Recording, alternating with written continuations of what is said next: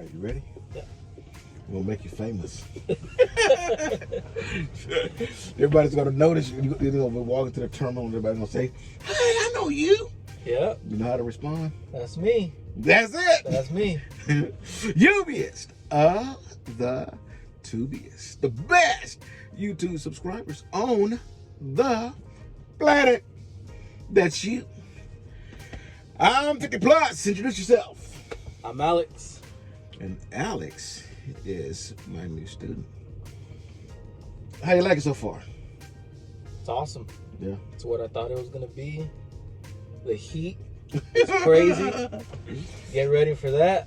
If you're getting in the flatbed, it's gonna work you. But you know what? You're from, well, I won't let all of it out bag, but I mean you gotta be a little bit used to the heat, huh? Oh yeah. You know, he's from hell. Oh my God. Well, El Paso, which is damn the same thing. I don't know if you've been in El Paso. This time of year, you know what? There's nothing walk around there but angels, because all of the hell's demons is back down there. It's too damn hot up here. El Paso for sure. Oh yeah. Man, look, you know, I do these the entrance videos, you know, to introduce my students to people who are watching these videos, because everybody's different. People come from different genres, you know, and you know, whatever you were doing before you decided to come doing trucking, you know, a lot of people actually believe doing this is only a dream. It's something that they won't ever be able to accomplish. And so I like to say, you know, hey, where you from? You know, what you do before, because people realize that, you know, coming into this industry, you can come from anywhere. You can be anybody. This is a very arms open type of industry, you know. So I like doing these videos. So hopefully, someone that's contemplating doing this, you know, it'll give them a little bit of a booster, you know, some confidence that you can do it as well. So that being said, what did you do before you come here? Anything and everything. Yeah. I was a recruiter. I would recruit truck drivers to go work in the oil field. I did that for a couple years. And then I did construction out in Hobbs, New Mexico, a little bit in Carlsbad, New Mexico. And then I went back to El Paso for a while. And in El Paso, I'm gonna be honest, I was a job hopper. I would just do anything and everything that paid the bills. And then it wasn't up until maybe last year that I really decided to get it together and go to CDL school. I went to a very long school. It was 6 months long. I was probably there for a total of about 7 months, because it took a while for them to get me tested for my CDL at the DMV. And then yeah, man, it's so far it's changed my life. I'm not making as much money yet as I'm gonna be making when I get my own truck, but these checks have already made a big difference at home, and those checks helping out at home, it's very motivating, and it turns you into a real hard worker. And I'm gonna be here for a while, man. I like this job so far. I love the driving. This flatbed thing, it's a little more hard work, but it pays off, because it teaches you about this industry and how dangerous it could be if you don't pay attention to what you're doing. Yeah. It can be, man. And you know, I do hear people express how dangerous it is to be just a truck driver in general, but a flatbed driver especially. And you know, you could be a baker, okay, and the oven explode, like, you know what I mean? I mean, come on, man. Yeah. You know, there's hazards, and you want us to pull forward? All right. This guy's gonna get loaded here. We're gonna pull forward.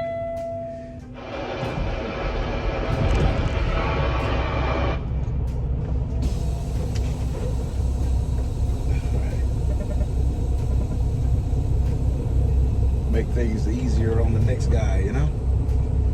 Doesn't always work out that way, you know.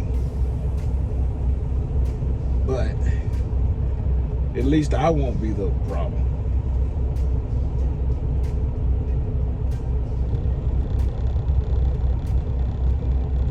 He's gonna have to get to both sides of that truck anyways. I don't know why he just didn't, you know, take everything off of one side. He maybe was gonna get in the middle. Yep. All right, maybe that's gonna do it.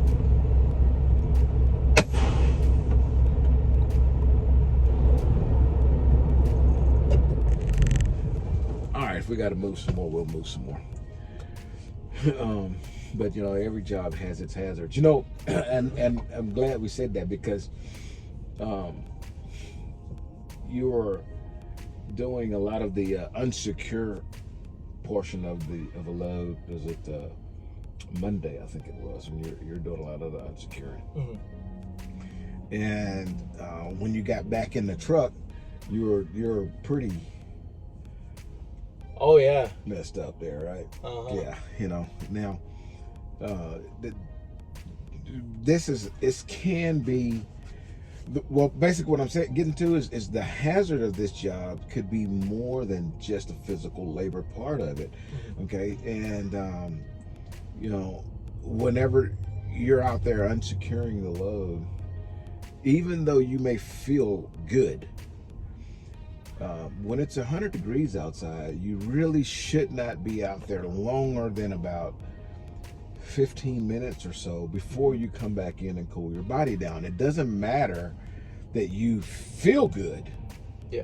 You know, what only matters is that that your body is hydrated, and by the time you realize there is a problem, it's far too late. Okay, and so you know, things. You know, you felt that. You know. And it took a little bit for you to catch your breath and get some water in you, you know. Yeah. And so 15 minutes. Come in. What I would do is, you know, I'd go out and I'd loosen all of the straps, and then pull all the straps off, get them ready to get rolled up, and I might even roll up 3 or 4 of them, and then it's time to come back in. And cool your body down, and get some fluids in, and you'll know it. Your body will say, "Oh yeah, right, I'm rejuvenated." And then you go back out there, and I may get all the straps wound up, get them in the bin, and make sure that the area around the truck is clear for them to come and start removing what they need to remove, and then get back in the truck and cool back down again. You know, that extra time that you're going to spend to cool yourself down, it's a hell of a lot shorter than the time you're going to spend in the ambulance alone riding to the hospital. You follow me? Yeah, that's how I felt the other day. Yeah. And you know, and I was watching you, you know, and I was watching your eyes when you were, you know, trying to catch your breath.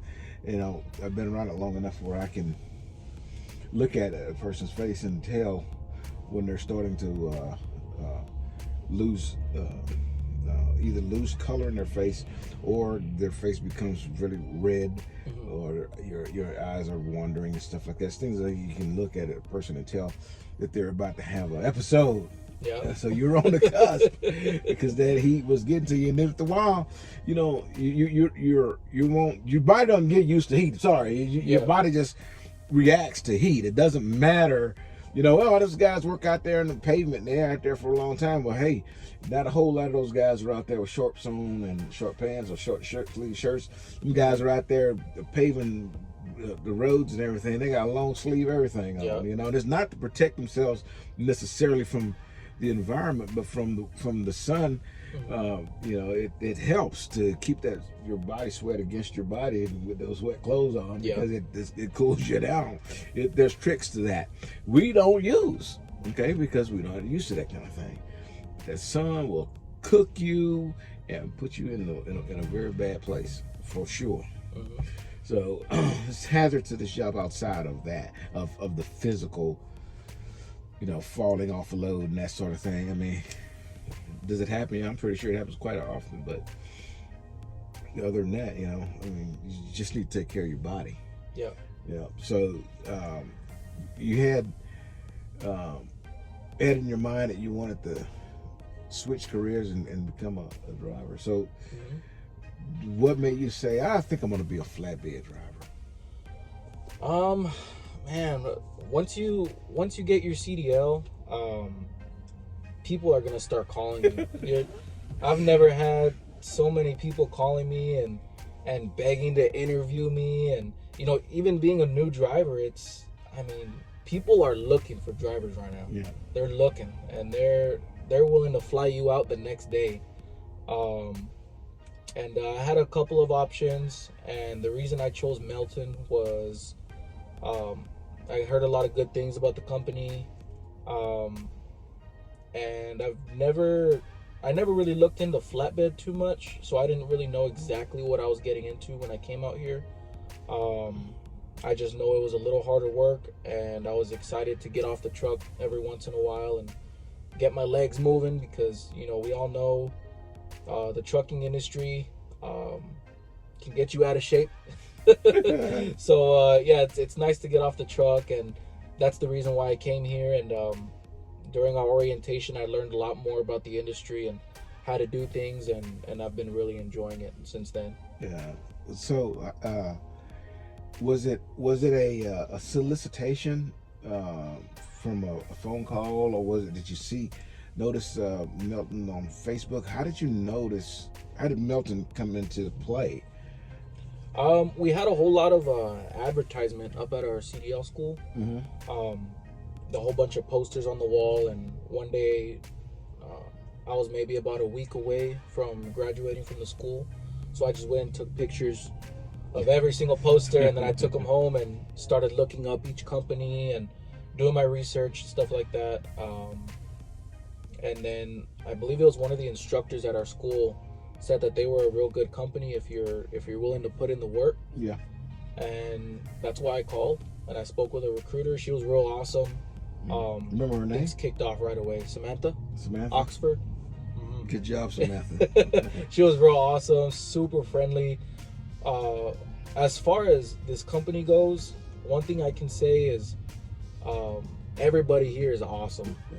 They treat you like you're gold here. You're not just a number here. As a matter of fact, your driver code ain't even a number. That's right. That's right. Everybody, calls you by your name. You're not just another truck driver out here. This company really cares about you, and you could tell right off the bat during that interview that this was going to be a really good company to go with. Yeah. Speaking about the people, I have to second that. I find it kind of odd, and I don't want to step on anybody's toes, but I'm not trying to be a jerk, but it almost like it makes me think that I'm like walking around a building full of Mormons or something. I'm thinking, hey, what the heck? There's got to be an asshole somewhere around here. And I'm thinking, how the hell are they going to let me? I'm thinking somebody's going to come and shut me down. Hey, man, you need to be making more videos because you are not who we are. I'm like, somebody in this building's got to be a sphincter. Somebody. Yeah. And but everybody just seems. It's you don't want to poke anybody. You think they're gonna like shatter it. It's all, passionate and delicate and nice and sweet, and nobody's, will somebody, flip me off when I say good morning? It's not a world over here. What is this place? You know what I mean? Yeah. But that's what it's, except, when you're learning how to secure out there on the yard, I think you probably got some ruffians over there. However, those guys are ex-truck drivers, and so they still know how to piss in the bottle. So it's they got maybe a little bit rough over there, but it's supposed to be right. Everybody else, man, in that big building over there, it's a total different game. It's just everybody is it's just top-notch people. I don't know how you can. There's another place that amazes me with their personnel, and it was one of our customers. They do elevators. It's called Kone, I think is the name of it. Cone or Cone or something like that. Dude, Melton must get the same place, get their employees from the same place. This place, but these folks are some of the nicest people you ever want to meet in your life. I'm like, golly, man, if I ever need to get another job, I'm gonna go to work for this elevator company over there. These people are freaking awesome, man. I mean, every time you go over there, everybody is always so nice and bubbly and wanting to help you, and it's just a cool place, man. There's not a whole lot of people like places like that, but we found one here, that's for sure. Yep. The people are pretty cool. I kind of like them. And so, what about family? Did you leave anybody at home when you decided to do this? Yep, I left my kids. I got 3 kids. My wife, they're all at home right now, waiting for me to get home. Been gone for a little bit now, but just got to push through. Like I was telling one of the other guys in my class, he was stressing out a little bit, but I told him, you only got to do it once. You only got to do all this whole process of, orientation and training with your trainer. You only got to do it once, and that's it. Stay with the company for a while and, get your experience. And then from there, you can write your own check. Get your own truck, and if you decide to become a trainer, that's on you. I'm glad we have people like 50 Plus. He's been an awesome trainer. He talks to me right. He guides me. And there's a lot of times where he doesn't tell me how to do it. He lets me. He'll guide me in the right direction, and then let me figure it out. Because in certain times, that's kind of the best way to learn, is by using your judgment and figuring it out, and then having someone in the passenger seat that has that knowledge and can guide you in the right direction while you're making that judgment. It's a great thing to have going into flatbed trucking. But yeah, man, my kids are at home waiting for me. I should be home in a few weeks and take that home time and get right back to it. Another thing that when the reason I bring up who you got at home, a lot of guys they come and you hit on it where they may not even make it through orientation. Okay, some make it through orientation, they don't make it through the training phase, and what happens is something at home breaks down. Okay, and so there is a mindset preparation that you're going to have to get right at the house. A lot of things that's going to go on at the house that you're going to have to be able to kind of get in order, get expectations in order before you leave. Yeah. Or the impatience kicks in and then it gets like really bad. Yeah. Do you remember what you may have done that helped the wife and kids be able to hang in there for the period of time you're gonna be gone? Oh man, the best thing we did, shout out to my sister for getting me that car that we have at home. Because during CDL school, that's the one thing I was worried about is we have our other car at home is it used to be our main car, how we got around, and that car is a beater, man. It's a beater. And that's the one thing I was worried about when I leave is, am I really gonna leave my wife with this car? And I was the one that was fixing it. Anytime anything happened to it, I'd be the one that would have to fix it. And good thing that my sister had a car that she let me take over the payments on it, and now we got a newer car. It runs really well. And then other things were shout out to the sister. Yeah, shout out to my sister. And then other things were allowing my wife the time to adjust to me being gone. So for maybe the last couple weeks that we knew I was gonna leave, or before I left, she started doing a lot of things on her own.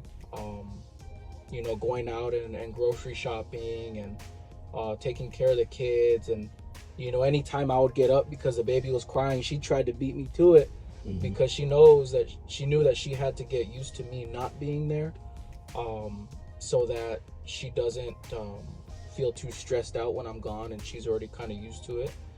And it really helps having someone at home that can hold things down while you're out here. Yeah, you know, it is a big thing. You can't take it for granted that that when you leave home, you know, everything's going to be the same as it was when you're there. It can't possibly be, because you're not there. Yeah. You know, and you know, prepping the house for the fact that you're not going to be there, it goes beyond, you know, paying bills forward and all that kind of stuff. I mean, yeah, that's okay, but it's more of the mind thing, man. I mean, the fact that you're not there when you're supposed to be, you know. And I always tell guys when they ask me about this, you know, women are expected to take more of that. You know, it's like mental abuse almost. You know what I mean? There's almost expected to take it for the sake of a man doing man thing. Okay, and that's, you know, going off to the war or going off to work. I mean, yeah, well, I'm gonna go fight for my country, you know, so you just have to stay here until I get back. And then she's supposed to just be okay with it. Okay, so here's a situation that just think about this for a minute. Okay, so my wife is a nurse. Okay, and when COVID was rampant, nurses were paid an enormous amount of money.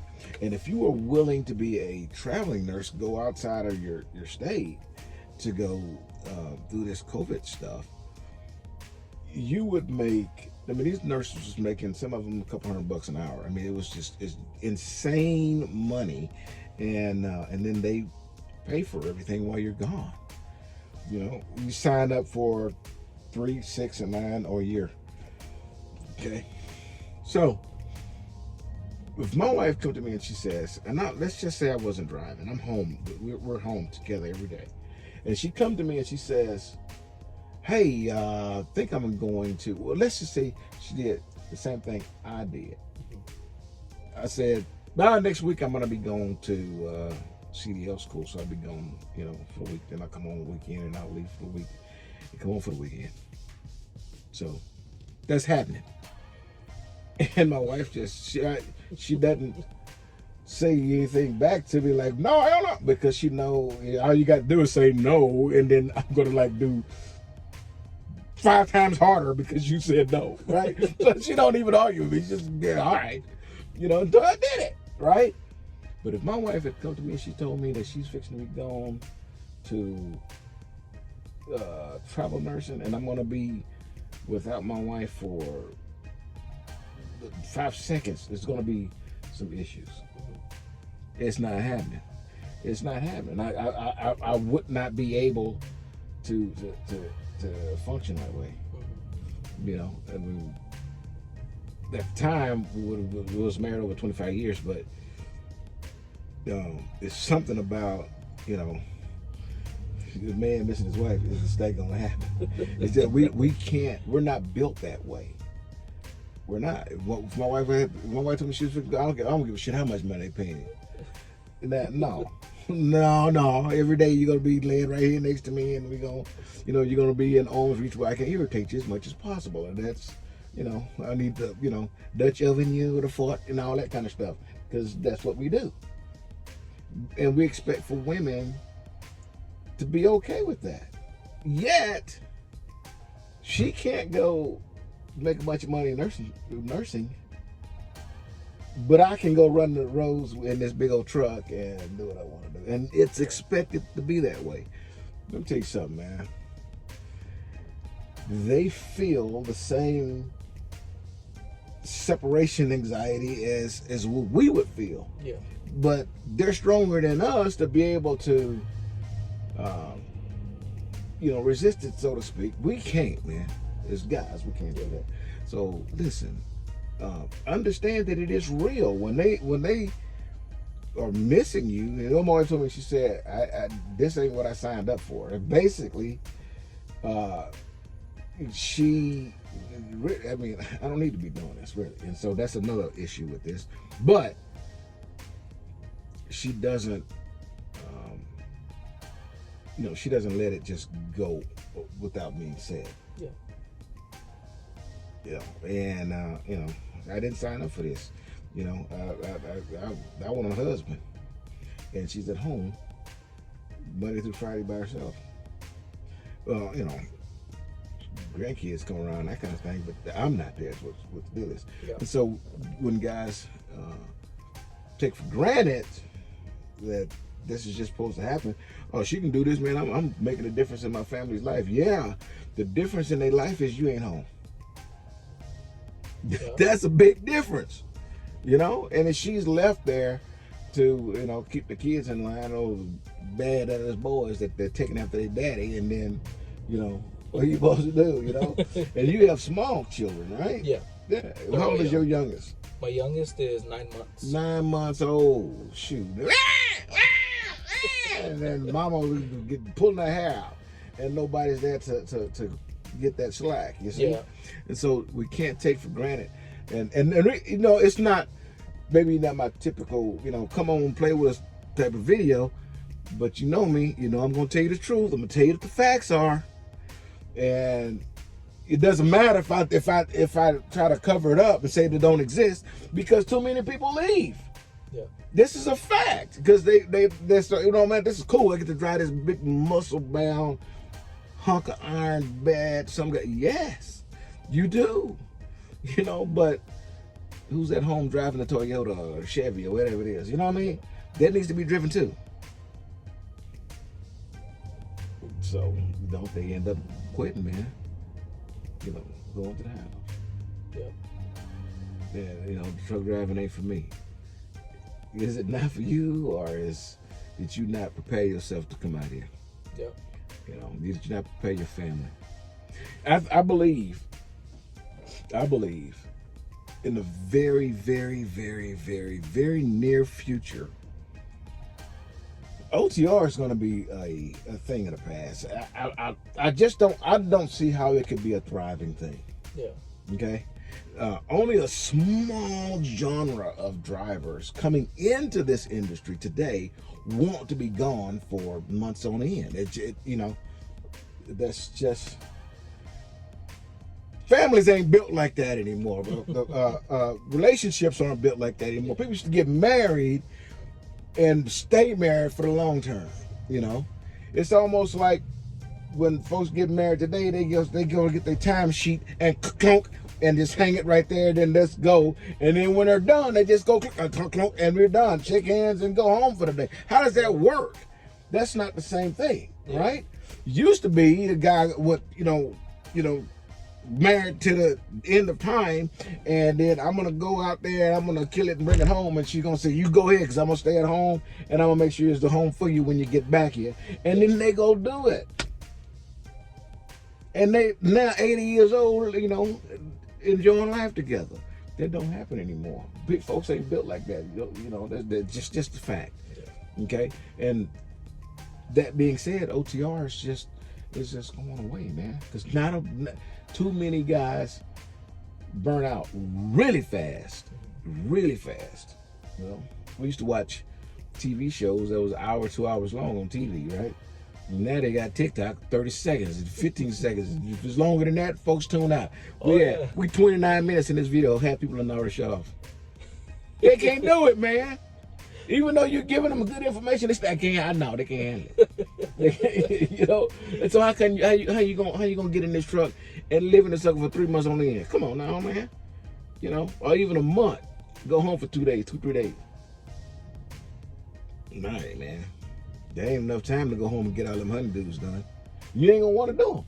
You're gonna go home and and not want to do all that work, man. You're gonna want to go home and enjoy some stuff. Yeah. You know, so things get neglected. Women don't like that. But think about it. Hell, it's 30 minutes. We gotta go. We take it again another time, right? Yep. Till I see you again, deliver and distracted. Here's your boop. Boop.